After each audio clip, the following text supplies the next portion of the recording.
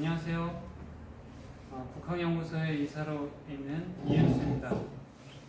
오늘은 2021년도 국학강좌 첫 번째 시간으로 코로나 팬데믹과 우리의 대응이라는 주제로 한번 말씀을 드려보겠습니다. 벌써 코로나가 시작된 지 1년이 지나고 있고 언제 코로나가 끝날지 아직 끝을 알 수 없는 어려운 상황입니다.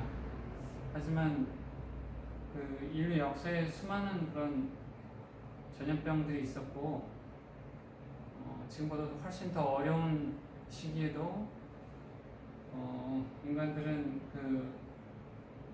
전염병의 어려움을 극복하고 결국은 여기까지 도달했습니다. 이 코로나도 물론 어려운 상황, 우리가 처음 겪는 어려운 상황이지만 이 상황을 언젠가는 우리가 극복할 것으로 생각합니다.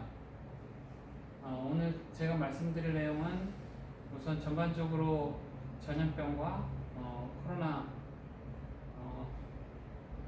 코로나19 바이러스, 그리고 그동안 과거에 우리 인류를 많이 괴롭혀왔던 그런 주요한 전염병들을 살펴보고 그런 문제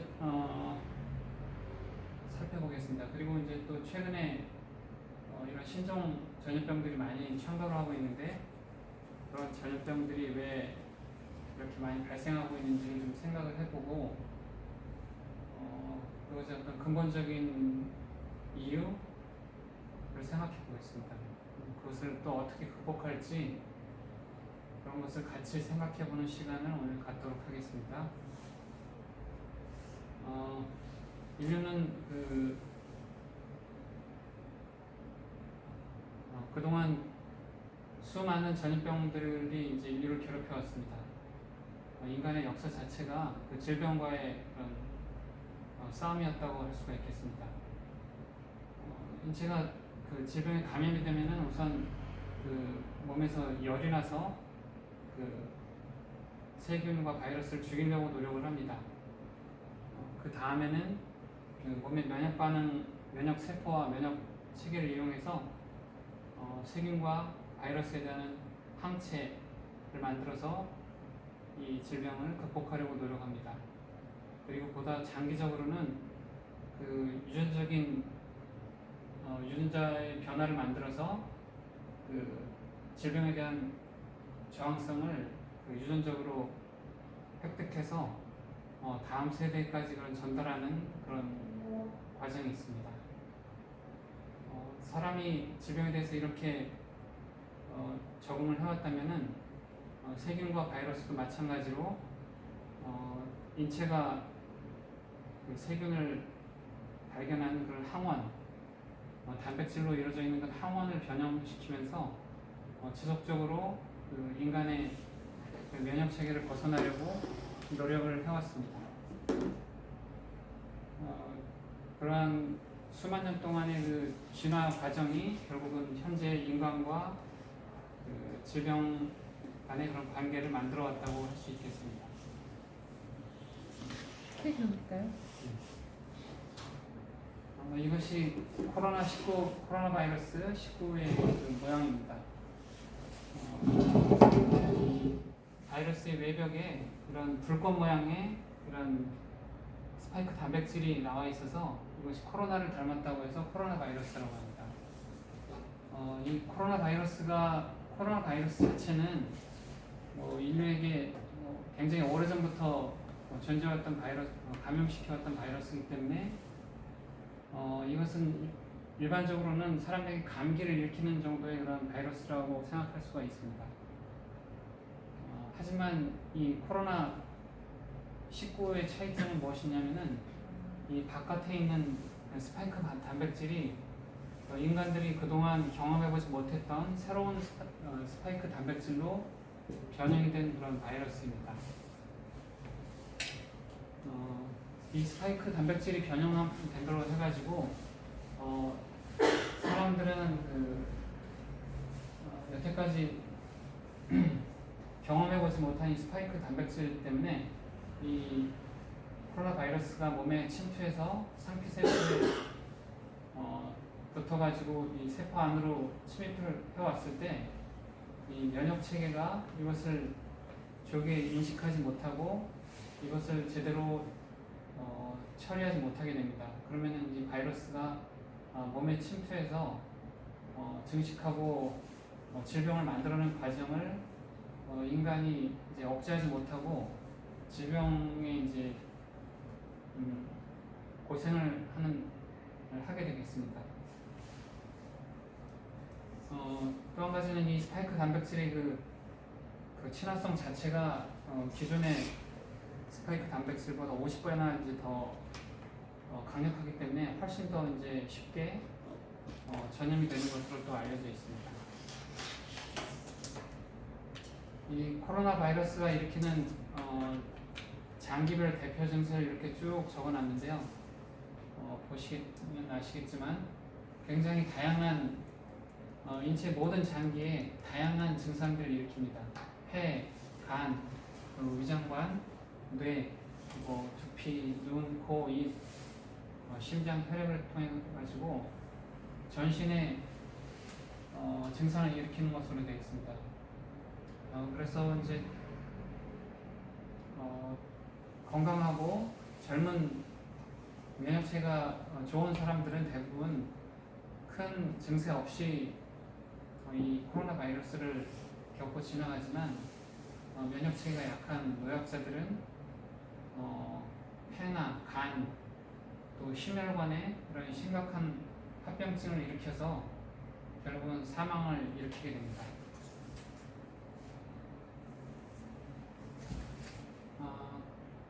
코로나 바이러스는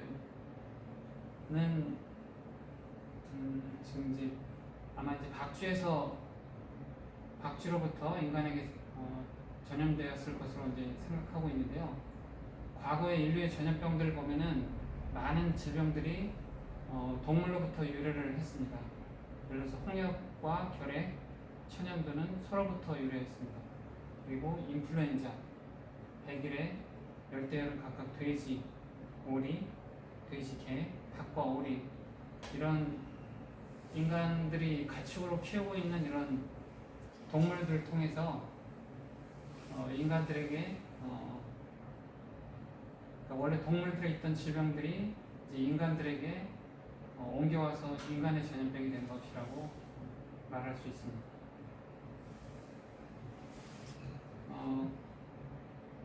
과거에 15세기 그 유럽인들이 이제 신대륙을 발견하면서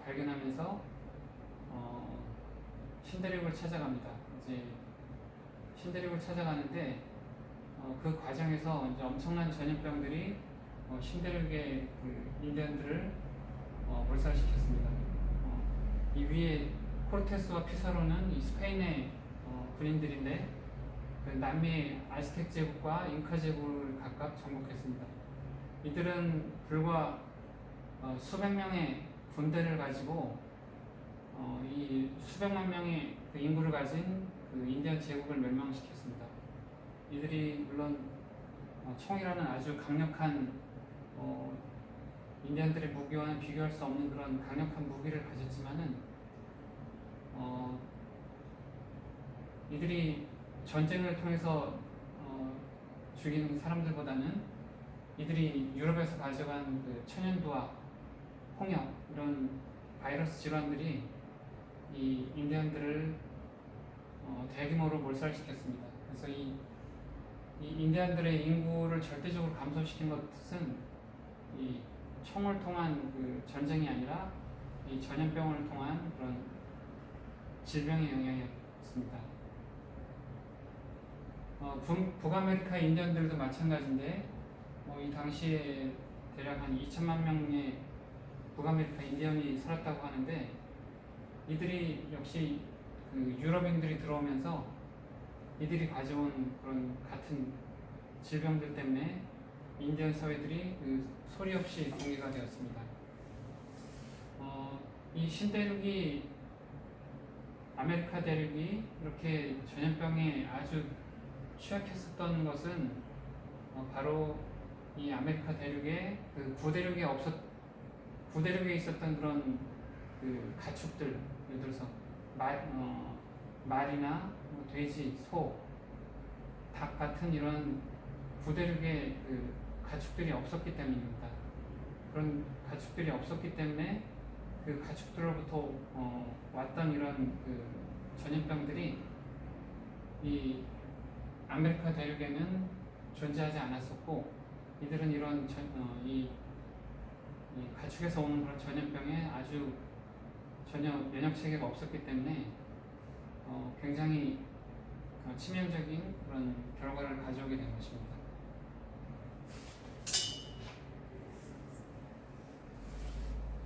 다음은 그 유럽의 가장 그 여태까지 알려진 가장 그 참혹한 전염병이라고 할 수 있는 흑사병에 대해서 알아보겠습니다. 이 흑사병은 14세기에 몽골군이 유럽을 침략할 때 이들을 따라서 유럽에 전파된 것으로 생각됩니다. 다음 페이지로 보실까요? 네, 이 지도를 보시면은 14세기경에 그 몽골 군대가 이 터키 연안의 크림반도를 공격하고 있었다고 합니다. 근데 이때를 기점으로 해가지고 흑사병이 유럽에 퍼지기 시작했습니다. 이 흑해를 거쳐서 이 무역로를 따라서 지중해로 전염이 되고, 그 다음에는 이제 전 유럽으로 전염된 것으로 알려지고 있습니다. 이게 유럽뿐만이 아니라 이 중동 지역, 그리고 이 북아프리카 지역 또 마찬가지로 이런 흑사병의 영향을 받았을 것으로 생각하고 있습니다.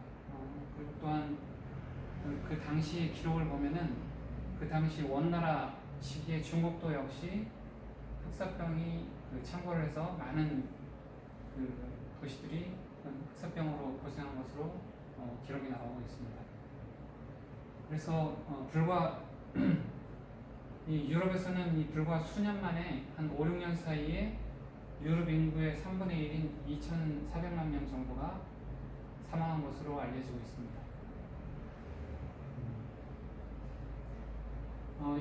이 그림은 흑사병을 일으키는 쥐벼룩입니다.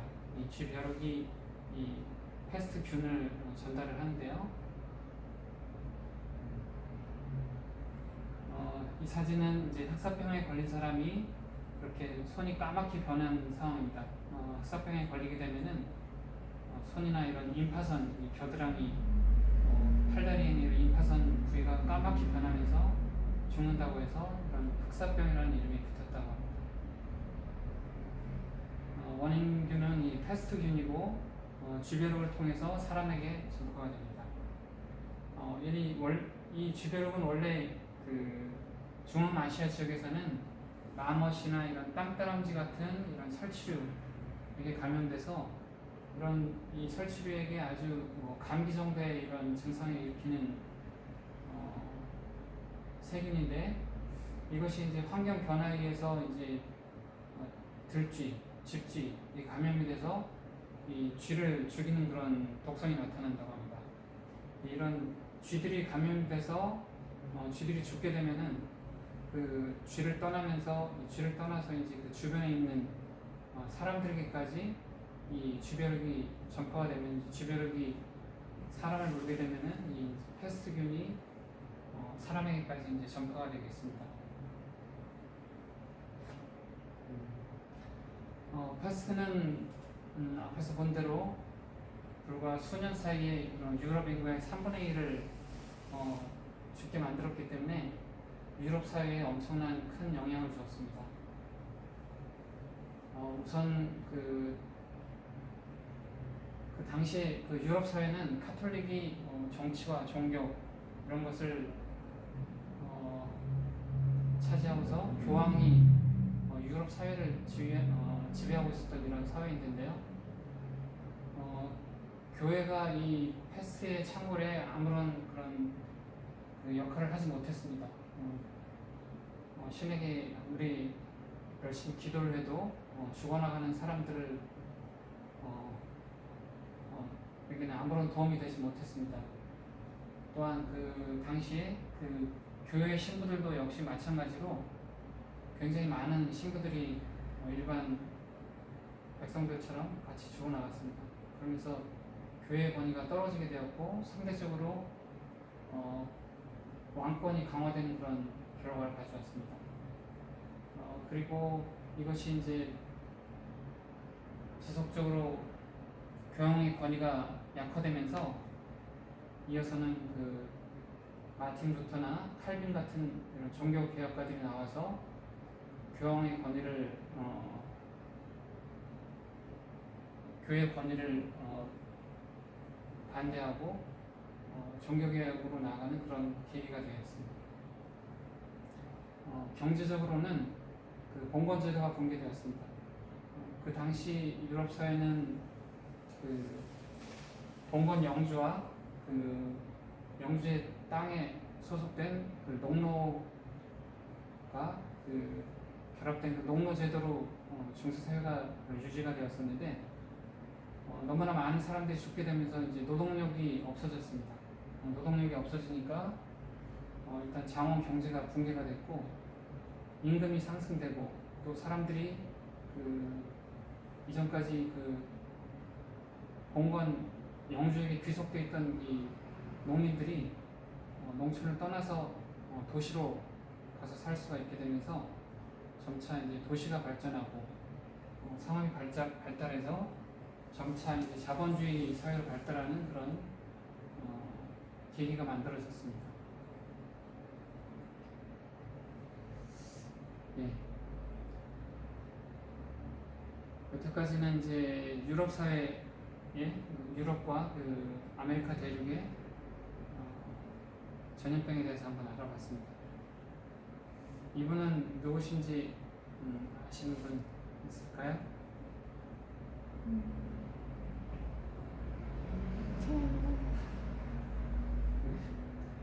이분은 지석영 선생입니다. 이분은 구한말에 활동했던 그 개혁 사상가이자 의학자 지석영 선생입니다. 이분은 이제 그 이분에 대해서 간단히 얘기를 하자면은 그 아버님의 영향으로 그 어려서부터 이제 한의사 밑에서 공부를 해서 한의학과 그 한화를 같이 공부를 했습니다. 그래서 이제 어려서부터 이제 의학에 관심을 갖게 되었는데 이분이 살던 시기 이제 100년 1800년대 이제 말인데 이 당시 서울에는 그 천연두가 창궐을 해서 많은 어린이들이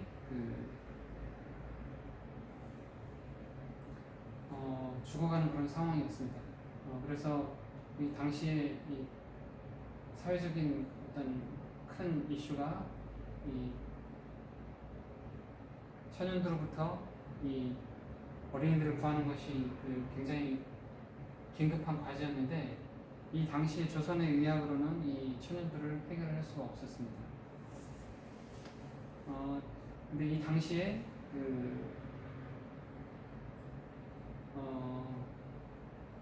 이 당시 우리나라 부산에는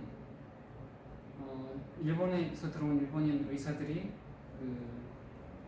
서양에서 들어온 정도법을 이용해서 우두 접종을 하고 있었습니다. 그래서 이 소식을 들은 지석영은 이제 걸어서 부산까지 걸어 내려갑니다. 그래서 하루빨리 우두 접종을 배워서 이 접종을 하겠다는 그런 열망으로 걸어서 이제 부산까지 내려가서 이 일본인 의사들을 만나고 이들을 설득해서 이들에게 그 우두 접종법을 배워오게 됩니다. 우두 접종법을 배우고 백신을 얻어가지고 다시 이제 서울로 이제 올라옵니다.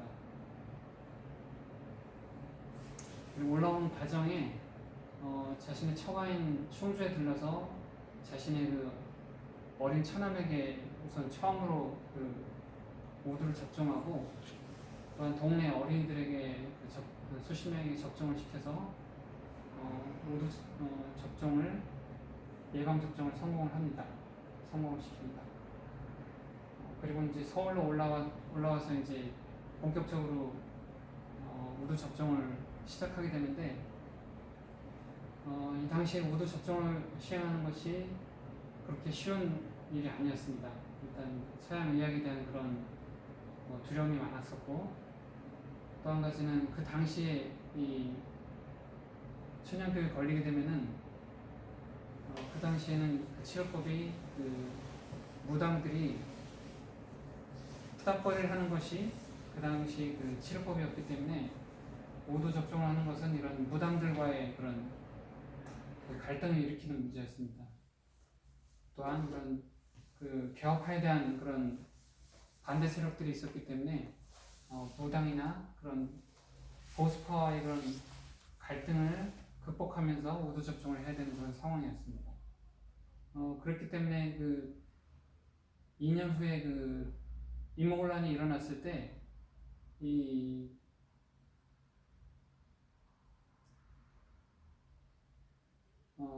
지석영이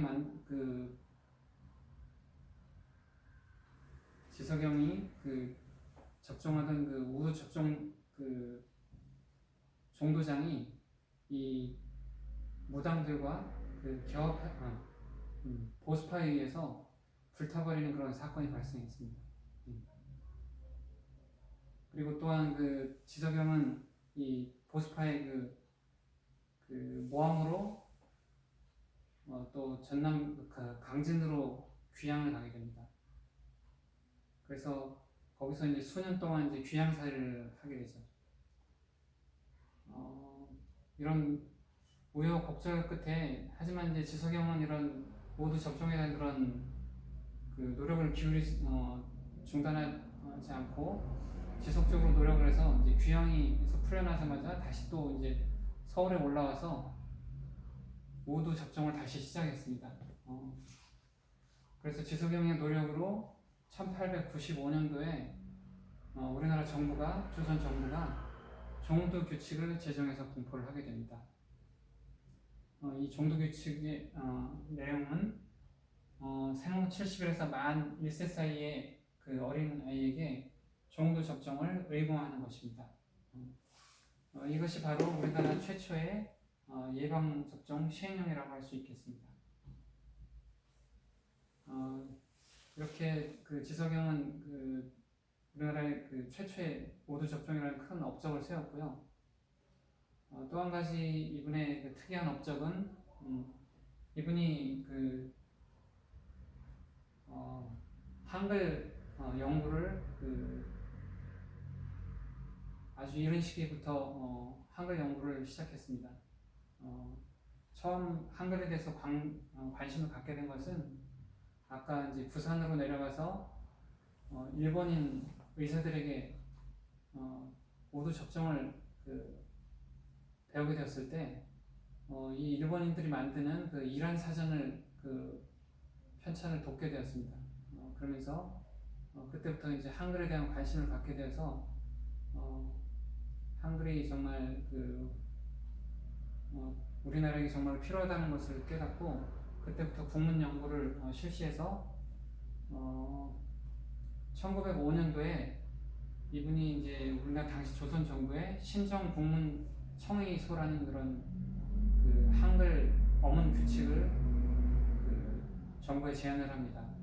이 내용은 기존의 그 훈민정음에서 그동안 잘 쓰이지 않는 아래아라든가 뭐 순경, 순침 이런 것들을 제외하고 실용적으로 이제 자음 모음을 정리를 한 그런 어문 체계인데요. 이것이 이것을 당시 그 조선 정부가 받아들여서 1905년에 신정 국문이라는 이런 어문 규칙을 정부가 발표하게 됩니다. 이것이 당시 조선 정부가 발표한 한글 어문 규칙입니다. 이런 노력은 그 뒤로 주시경 이능화가 참여한 국문연구, 그리고 1930년대에 그 조선어학회로 이어져서 현재 우리가 쓰고 있는 이런 현대 한글 어문체계로 이어집니다. 또 한 가지는 자전서교라고 우리나라의 최초의 한안 사전을 만들어서 우리가 쓰는 이 한안 사전의 효시라고 말할 수 있겠습니다. 이상으로 조선의 그 천연도까지 그 과거의 전염병을 한번 살펴봤습니다.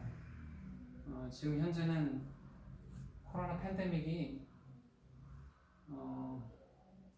전 지구적으로 확산해서 엄청나게 큰 사회 경제적인 타격을 주고 있습니다. 또한 사회적인 갈등을 극대화시켜서 국가와 국가, 인종과 인종 간의 갈등을 심화시키고 있는 상황입니다.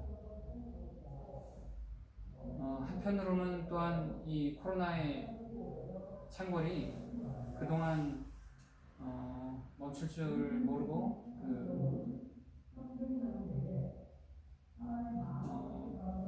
멈출지 모르고 지속적인 그런 인간의 경제 활동을 멈추는 결과를 가져왔습니다. 그래서 예를 들어서 인도 뭄바이에서는 그 40년 만에 처음으로 히말라야 산을 볼 수가 있는 이런 일이 생긴다고 합니다.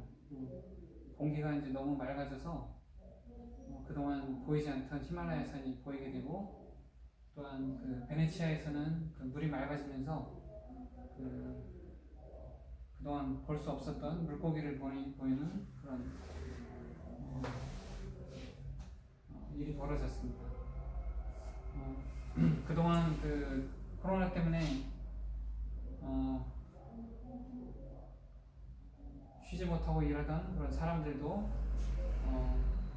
코로나로 인해서 어쩔 수 없이 쉬게 된 이런 상황이 벌어지고 있습니다. 21세기 들어서 이런 전염병이 창궐하는 그런 이유가 무엇인지 생각해 보겠습니다. 21세기 들어서 사스, 메르스, 코로나 이런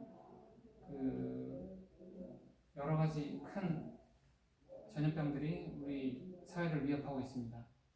그 이유는 인구가 너무나 많이 증가하고 사람들이 너무 무절제하게 환경을 파괴하면서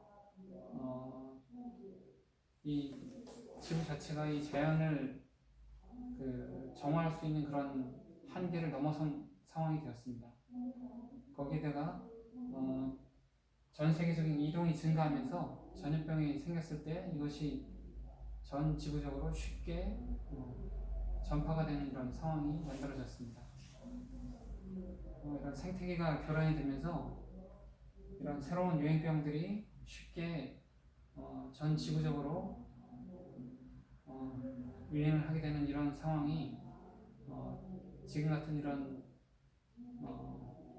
코로나 바이러스가 쉽게 창궐하는 이런 이유라고 말할 수 있겠습니다. 그럼 이제 어떤 그동안 인간들이 어떠한 그런 잘못을 저질렀고, 또한 어떠한 잘못된 사고를 가지고 있었기 때문에 이러한 자연이 질병이 창궐하게 되었을까를 한번 생각을 해보겠습니다. 그동안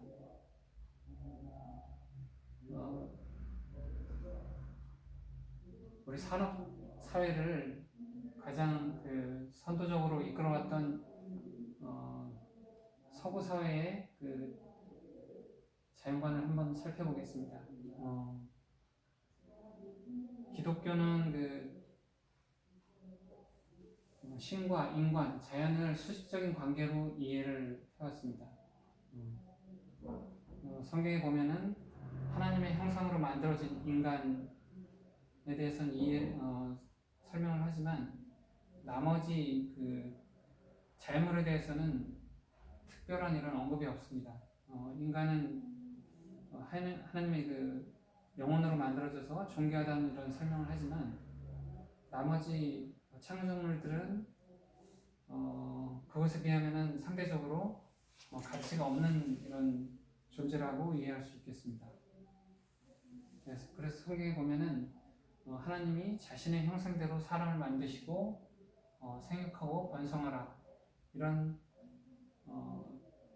명령을 인간에게 내려준 것으로 성경에서는 이야기하고 있습니다. 이런 자연관에서는 그 자연이 인간에게 어떤 주어진 재료 이상의 의미를 갖지 않는다라고 말할 수 있습니다. 그래서 자연을 파괴하고 자연을 그 인간의 목적대로 이용한 것이 크게 어떤 문제가 되지 않는다고 볼 수가 있겠습니다. 그래서 성경의 관점으로 보면은 성경에서는 자연에 대한 인간의 지배권을 주장하고 인간 중심주의 경향을 확립하는 그런 결과를 가져오게 되었습니다. 그래서 이런 이유로 해서 서구 사회 이 기독교 자체 내에서는 생태 원리가 능동적으로 발전하지 못했다라는 이런 비판을 받고 있습니다. 최근에 그 카톨릭에서는 카톨릭 프란치스코 교황은 생태에 대한 죄악이라는 이런 새로운 항목을 어떤 이 천주교 교린에 새로 만들려고 노력하고 있습니다. 환경을 보호하지 못하고 생태를 파괴하는 것이 바로 이 죄악 중에 하나다라는 그런 내용을 기독교 교리 안에 받아들여서 그런 환경에 대한 그런 인식을 바꾸려고 노력하고 있습니다. 다음으로 유교의 자연관을 보겠습니다. 유교의 자연관은 삼재론이라고 말할 수 있는데 천지인 삼재론입니다. 이 삼재론이 처음 나타나는 것은 공자가 주역을 풀이한 12기라는 책에 처음 나타납니다. 이 삼재론의 사상적인 배경은 자연 구성 요소의 대표로 할 수 있는 천지에 인간을 참여시킨 것입니다. 춘추 전국시대에 이르러서 인간은 사회적 도덕의 주체로 이해하는 데서 한 걸음 더 나아가서 천지와 함께 세계 창조의 주체자로 인식을 하게 되었습니다. 이런 인간에 대한 인간의 가치를 아주 천지와 함께 같은 위치로 높이 평가하게 되었는데요. 하지만 이 삼재론은 더 이상 발전하지 못하고 이 천지인 중에서 지가 천의 종속이 되면서 천론으로 바뀌어가게 됩니다. 그래서 삼재 중에 천인 중심의 이런 세계관으로 바뀌게 됩니다.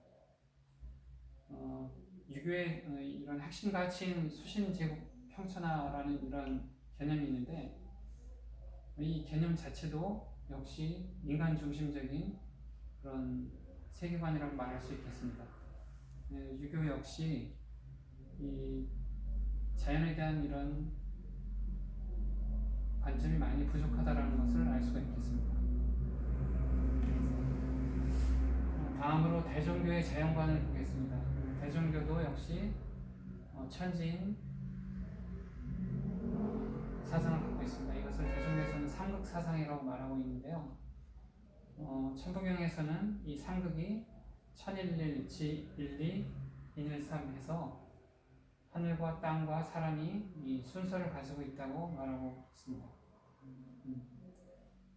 백포서일의 진리도설에는 하늘의 도가 생기고 땅의 도가 시작되고 땅의 도가 생기고 사람의 도가 시작되었다 해서 이 천지인 삼극이 차례를 받고 있다는 것을 알려주고 있습니다. 천지인 삼극은 서로 되게 종속적이지 않고 각각 독자적인 그런 역할을 하고 있습니다. 다른 종교들이 신과 인간의 관계를 중심으로 한 교리인데 반해서 자연에 대한 자연이 독자적인 위치를 갖고 있다고 말할 수 있습니다.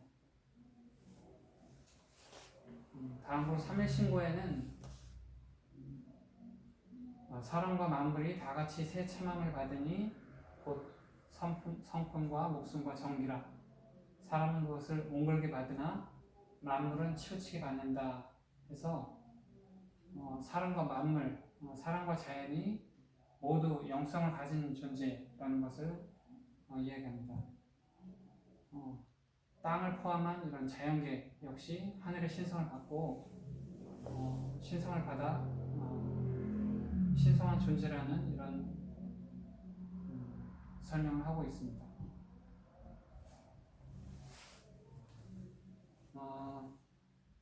우리나라 그 옛말에 비가 오신다라는 이런 말이 있습니다. 다른 나라 말에는 비가 온다라는 이런 표현이 없다고 합니다. 예를 들어서 한자에도 비가 내린다 이런 표현이 있지 비가 온다라는 말이 없고 영어에서도 역시 없는 표현입니다. 하지만 우리나라에서는 비가 온다라고 해서 이제 이 비를 인격화해서 얘기했고 또 거기에 또 존칭을 붙여서 비가 오신다라는 이런 그 존칭을 써서 표현을 하고 있습니다. 또한 이런 해나 달, 별 이런 하늘 같은 이런 이 자연계에 그 존칭을 붙여서 자연을 존중하는 이런 모습을 볼 수가 있습니다. 우리나라의 19세기에 우리나라에 왔던 이 선교사들이 기록한 그 기록에 보면은 그 당시에 조선 사람들이 나무를 쉽게 베지를 못했다고 합니다. 나무를 베는 것을 두려워했는데 그 이유는 그 나무에 신이 있기 때문에 그 신이 두려워서 이 나무를 쉽게 베지 못한다는 그런 이야기를 하고 있습니다. 이것은 그 사람들이 보기에는 한편으로는 굉장히 미신적인 그런 내용이라고 말할 수 있지만 한편으로는 자연을 존중하고 자연을 한편으로는 두려워하는 그런 그 세계관, 자연관을 볼 수가 있습니다.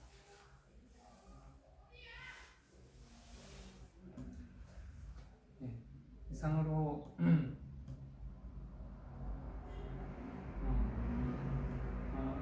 사람들이 이 자연을 훼손하고 환경을 파괴할 수밖에 없었던 이런 그 사람들의 세계관까지 한번 살펴봤습니다.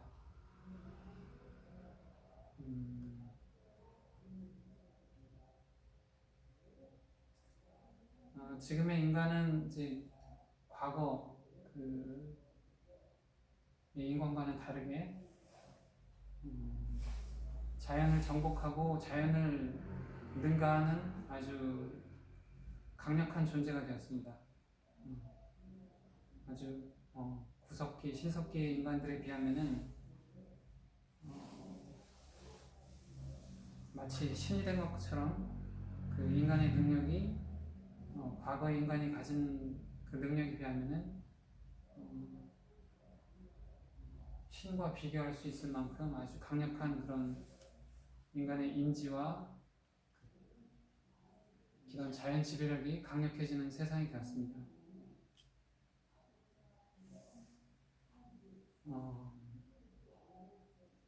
그런 세상이 되면서 인간들이 이 자연을 너무나 쉽게 훼손시키고 그래서 이제 더 이상 이제 이 지구라는 이 생태계 자체가 더 이상 스스로는 자신의 그 생태계를 다시 회복할 수 없는 그런 상황까지 지금 어려운 상황에 이르렀습니다. 그래서 인간들이 갖고 있는 이런 그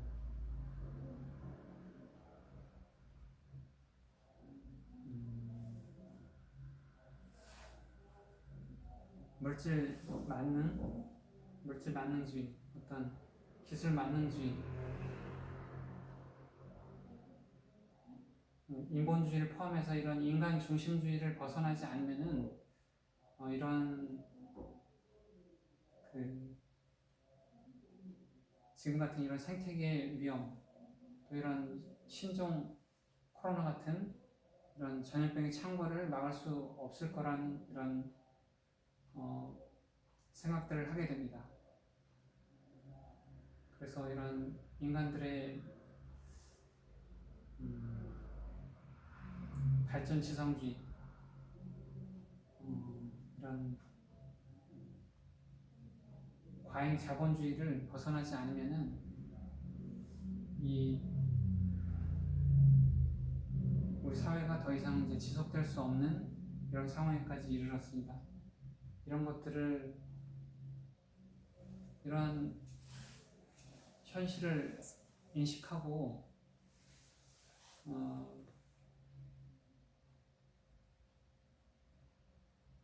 우리가 새로운 그런 생각과 실천을 해야지만 이러한 코로나가 극복된 이후에도 이 세계가 지속될 수 있고, 또한 이 인간이 지속적으로 이 지구상에서 살아갈 수 있을 거라는 생각을 하게 됩니다.